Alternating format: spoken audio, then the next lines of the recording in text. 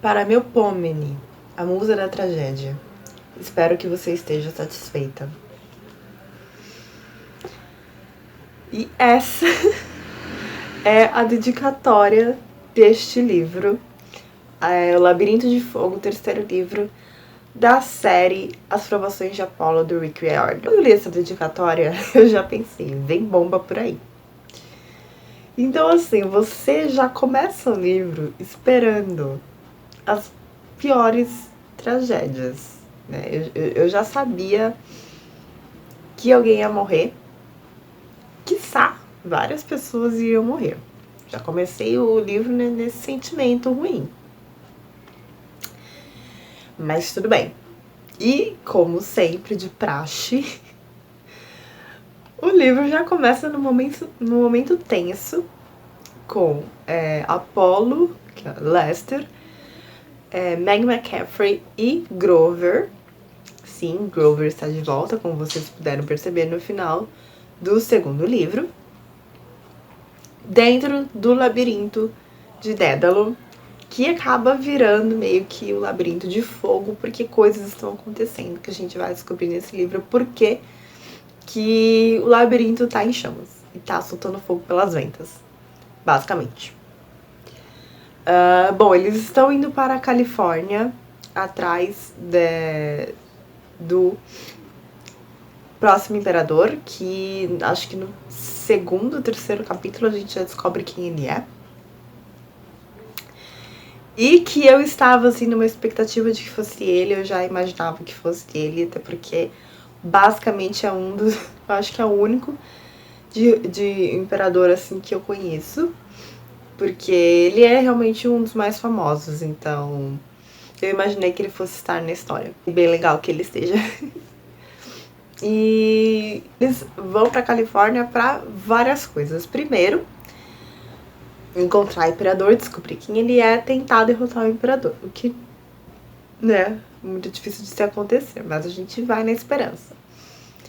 Segundo, recuperar o oráculo, que é um oráculo muito interessante. Gente, eu acho que esse oráculo e o oráculo de Trofônio do segundo livro foram os melhores oráculos até agora. Primeiro porque o oráculo de Trofônio, eu achei a história extremamente tocante. Eu amei a história. Foi realmente muito sentimental, muito dolorido de ler tudo que aconteceu e toda a dor dos personagens envolvidos no que aconteceu para ele se tornar um oráculo. E todo o remorso que aquilo ficou depois do que aconteceu. E esse oráculo desse livro, a Sibila Eritreia, ela é incrível, primeiro porque pela situação que tá acontecendo com ela e pela força que ela demonstrou por tudo, gente, por tudo. Eu adorei ela. E também por ser um oráculo muito legal, muito diferente, porque ela entrega as profecias dela em forma de palavras cruzadas. O que eu nunca ia conseguir decifrar, muito provavelmente. Mas eu achei super interessante, bem legal, bem criativo. Adorei. Bom, continuando, o que acontece nessa história? Eles têm que procurar o imperador, tentar destruir, completar, né, a profecia que foi dada no segundo livro e salvar o oráculo. Chegando lá, eles conseguem passar pelo labirinto. Chegando na Califórnia, eles encontram um lugar para ficar, que a gente descobre que é um lugar extremamente importante e que mexe muito com as lembranças, com o sentimento da Meg. É um lugar completamente conectado a ela, que a gente não sabia que existia até aquele momento, mas chegando nesse livro a gente descobre que são, na verdade, as raízes dela, né, onde ela veio, e esse lugar tem realmente muita conexão com ela. E eu não vou dar muita explicação, porque tem um negócio mais profundo ali, de onde ela veio, de toda a história da família dela e das gerações da família dela ali no meio, que é muito legal. Então tem esse crescimento a mais do personagem, tem um aprofundamento a mais da história da Meg também, o que é muito legal. A gente encontra um Apollo que algumas vezes me dá muita agonia, porque a gente sabe que basicamente quem soluciona tudo são os semideuses e não Apollo. Ele praticamente não ajuda em nada. Vamos combinar, vamos ser honestos aqui. Então, por mais que ele esteja como humano e por mais que ele esteja percebendo quanto a vida humana não é fácil, quanto os semideuses sofrem, e tem uma parte que eu já vou chegar nela, e que isso esteja tornando ele mais compreensivo e mais humano, ele ainda tá seguindo a linha de semideuses resolvam tudo por mim. Não necessariamente porque ele queira, porque muitas vezes ele tá mostrando, ele vem mostrando, né, desde o primeiro livro, uma empatia crescente pelas pessoas em volta dele, um sentimento muito grande de querer proteger aquelas pessoas e querer salvar essas pessoas, querer realmente agir como um deus ou parte daquela família que ele conseguiu ali agora, né, aquele grupo de amigos que ele acabou conseguindo. E afinal são pessoas que, claro, estão lutando pra salvar o acampamento, salvar o planeta, salvar, enfim, todo mundo, mas também estão lutando por ele. E ele acaba nutrindo esse sentimento realmente de amizade, de gratidão e de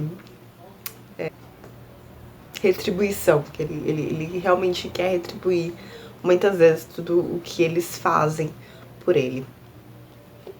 O que eu achei fantástico. E a gente também acaba se juntando a dois personagens já conhecidos. Três, na verdade. Três personagens já conhecidos, que são o treinador Red, a Piper e o Jason. O que tá acontecendo com a Piper é realmente muito triste. Eu não gostava dela, nem do Jason. Na série de Percy Jackson, eu achava os dois um casal mala demais. Eu não gostava deles como casal, eu não gostava deles como personagem. Eu não consegui me conectar com nenhum dos dois. Nesse livro foi diferente. Eu ia soltar um spoiler agora, mas não vou. Nesse livro foi diferente. Eu consegui me conectar um pouco, né, com nesse curto espaço de tempo que a gente passa com eles. Eu consegui ter um pouco mais de empatia, consegui ver melhor o lado deles, até gostar. Eu acabei gostando da Piper, eu gosto dela agora. Do Jason, eu ainda não consegui ali ficar a fundo, mas enfim. Vamos lá. Mas foi uma mudança de pensamento que eu tive e eu gostei disso. E justamente um fato assim que eu achei lindo um dos momentos. Esse livro tem momentos assim muito chaves, tanto momentos trágicos como emocionais de beleza mesmo, sentimental. Um desses momentos é o momento em que o Jason e o Lester estão sozinhos conversando sobre a profecia que o Jason acabou recebendo quando ele e a Piper tentou invadir o labirinto. E Jason, isso não é spoiler, gente, é só uma frase. O Jason acaba falando pro Apollo que ele gostaria que Apollo prometesse que quando tudo isso acabasse, ele finalmente conseguisse voltar pro Olimpo, conseguisse voltar a ser um deus, ele se lembrasse de como é ser humano. E eu acho que isso foi, nossa, tão pontual, assim, de se colocar no momento da história, no momento de tudo que tá acontecendo. E eu acho que um dos grandes propósitos de se fazer uma história de um deus virando humano, né? Apolo já é a terceira vez que ele se transforma em humano e claramente nas duas primeiras vezes ele não aprendeu nada com isso.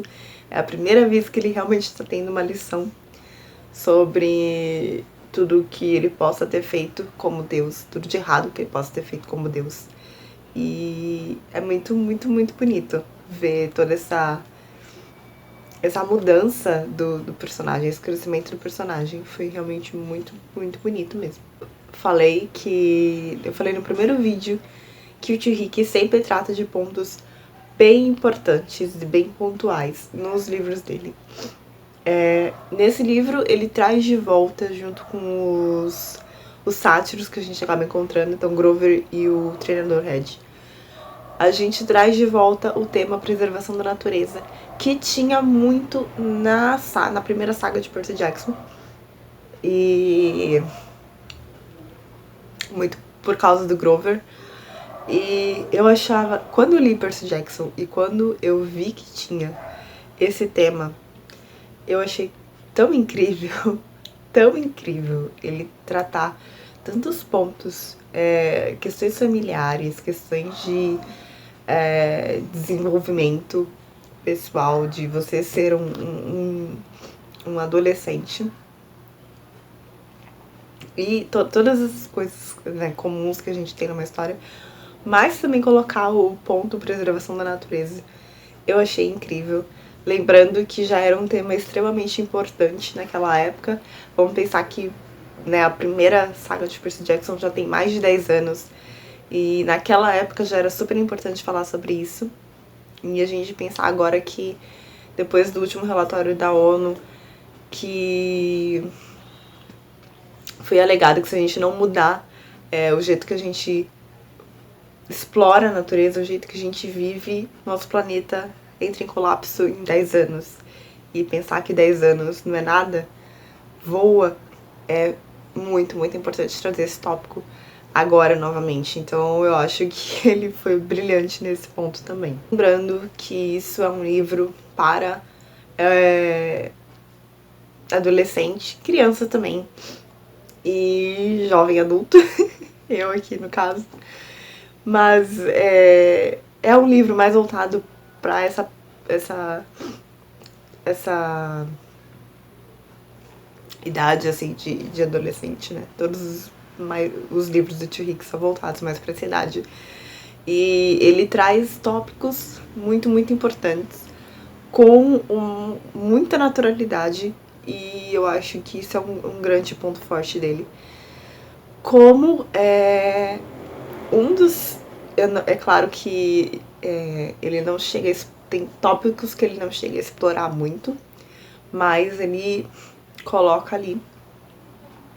E um desses tópicos extremamente importante, delicado, é um tópico muito delicado mesmo, que eu acho que foi o tópico mais delicado que ele já explorou até agora nos livros dele, que é a questão da manipulação. Como eu já disse no primeiro livro, a Meg é extremamente manipulada pelo padrasto dela, e que eu tinha falado que eu não sabia muito bem nomear o que era aquilo, né? Se era uma alienação parental, se era um abuso psicológico, enfim. Mas nesse livro o Tio Rick realmente cita o nome do que ela passa, e depois realmente me veio à cabeça. Quando eu li o nome, já falei, nossa, era isso mesmo. Devia ter falado. É que na hora que eu fiz o vídeo, realmente não me veio na cabeça o nome. Mas, então aqui é confirmado que Meg McCaffrey sofre de gaslighting. E pra quem não sabe, gaslighting é um tipo de abuso psicológico, onde a pessoa, seja qualquer pessoa, pode ser seu pai, seu amigo, seu chefe, qualquer pessoa que te coloca numa situação onde ela manipula realmente os fatos, as circunstâncias, e vai fazendo com que você comece a duvidar de si mesma, das suas lembranças, do que aconteceu. Realmente você começa a duvidar de você. Tem um filme que, se eu não me engano, foi até o filme que deu que acabou dando o nome pra esse tipo de abuso psicológico. E é exatamente o que o padrasto da Meg faz. Ele acontece, né, a situação, e para que ele saia, para que ele seja favorecido, ele acaba inventando e fazendo a Meg acreditar que coisas não aconteceram, ou que se aconteceram não foi culpa dele, foi culpa de outra pessoa. E a Meg realmente acaba acreditando. Porque é uma manipulação tão bem feita, é horrível falar isso, né? Mas é uma manipulação tão bem feita que a longo prazo e a um certo ponto a pessoa realmente acredita que está louca, em casos mais graves, né? Então é uma coisa realmente muito perigosa. Se você sabe de alguém que sofre disso, ou se você sofre disso, realmente procure ajuda, porque é muito perigoso e é muito importante que a gente observe isso. E às vezes essas coisas acontecem e a gente nem não percebe, né? Então, eu acho que foi o tópico mais delicado e um dos mais importantes que o T. Rick já abordou nos livros dele. E ele vem abordando isso desde o primeiro livro das Provisões de Apolo, né? Quando a gente já conhece a Meg, a gente já conhece um pouco da história dela e quanto ela é manipulada. E isso se reflete muito nas atitudes dela, do quanto ela não se sente confortável em contar certas coisas sobre o passado dela, o quanto ela se sente confusa em relação ao que ela sente pelo padrasto, né? Agora que ela tá começando a enxergar quem ele realmente é, mas ela ainda tem sentimentos muito conflitantes em relação ao Nero, né, o padrasto. E isso eu acho que tá sendo abordado de uma forma brilhante, excepcional, e eu amo o Tio Rick demais. Mas, enfim, o enredo. É um livro, novamente, com muita ação, muita aventura, muita coisa acontecendo, muita tragédia acontecendo. Realmente tem muitas mortes nesse livro. Eu ia gravar esse vídeo logo quando eu acabei de ler, mas eu preferi dar um tempinho, assim, uns 2 dias, pra refletir sobre o que aconteceu, porque quando eu entendi a profundidade do que aconteceu, do problema, do impacto que certa situação teve, eu fiquei arrasada. Eu realmente fiquei arrasada. Também vou deixar alguma matéria, vídeo, explicando melhor sobre o gaslighting, porque eu acho que é realmente um assunto muito interessante e que é muito legal estar sendo abordado num livro, e muito legal estar sendo abordado num livro juvenil. E a gente termina sabendo que a gente vai reencontrar mais alguns personagens no próximo livro. E eu tô muito curiosa pra saber o que vai acontecer, muito curiosa mesmo, porque as coisas estão começando a se fechar, né? O cerco tá se fechando. E eu não sei, eu acho que vem mais morte por aí, hein?